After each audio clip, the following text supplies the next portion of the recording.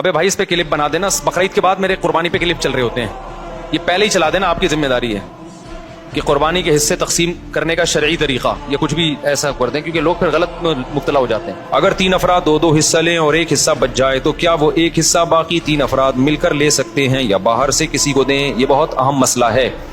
لوگ یہ سمجھتے ہیں کہ گائے میں 7 حصے ہی ضروری ہیں, جب تک وہ 7 حصے نہیں ہوں گے قربانی نہیں ہوگی. یہ بالکل غلط ہے.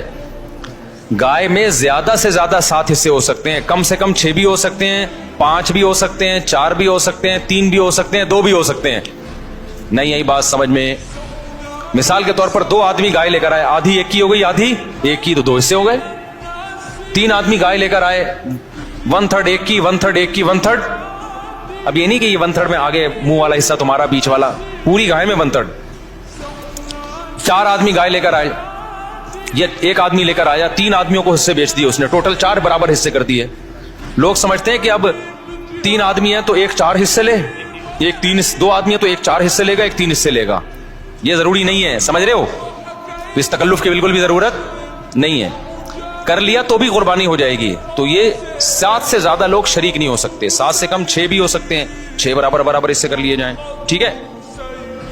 اچھا, گائے کے حصوں کو میرے بھائی خوب سمجھ لو. گائے یا اونٹ میں جب 7 لوگ یا 4 لوگ یا 3 لوگ شریک ہوئے تو جتنے بھی شریک ہوں گے تو خوب سمجھ لیں, گائے کے 7 حصے جو کیے جائیں گے یا 3 یا 4 حصے, وہ تول کے کرنا ضروری ہے, اندازے سے کرنا جائز نہیں ہے, چاہے سارے راضی بھی ہوں, کیونکہ گوشت سودی اموال میں سے ہے.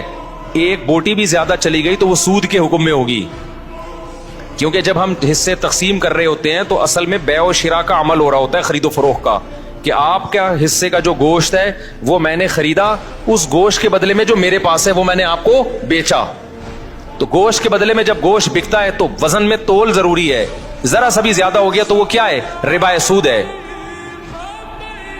اور جب وہ سود اس میں شامل ہوگا تو وہ سب کے لیے ناجائز ہو جائے گا.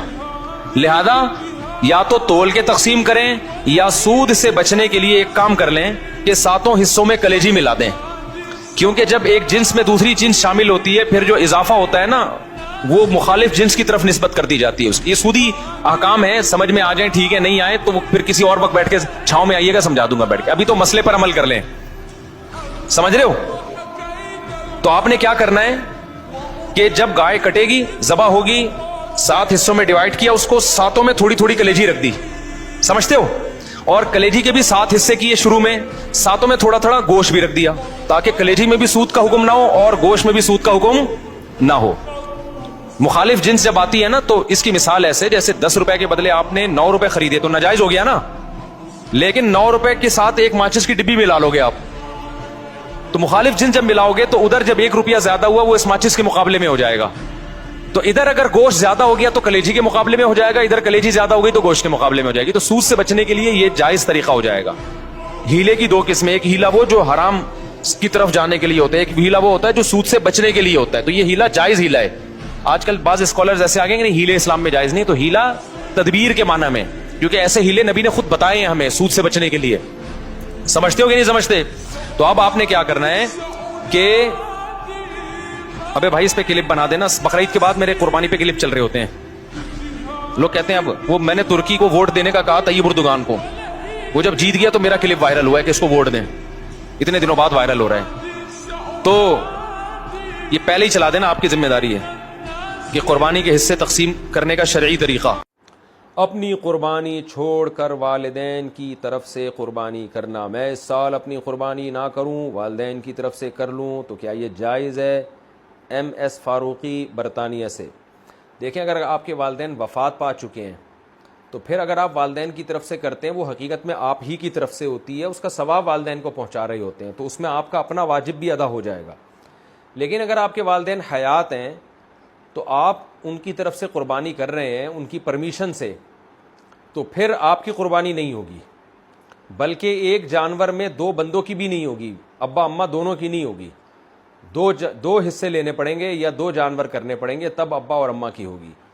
تو ایسی صورت میں پھر آپ اگر صاحب نصاب ہیں تو آپ گناہ گار رہ جائیں گے. تو اگر آپ کے والدین حیات ہیں, زندہ ہیں, تو پھر تو آپ اپنی طرف سے قربانی کریں, اور والدین صاحب نصاب ہیں تو ان کی طرف سے الگ کر لیں، صاحب نصاب نہیں ہے تو ضرورت نہیں ہے کرنے کی. اور اگر والدین دنیا سے جا چکے ہیں تو ان کی طرف سے قربانی وہ اصل میں آپ ہی کی اپنا ہی قربانی کہلاتی ہے، کیونکہ مردہ جو ہے وہ تو شرعی احکام کا، عبادت کا مکلف نہیں ہے، جو میت ہے. تو آپ ہی کی قربانی ہوگی، آپ کا واجب بھی ادا ہو جائے گا اور ثواب بھی ان کو انشاءاللہ والدین کو مل جائے گا.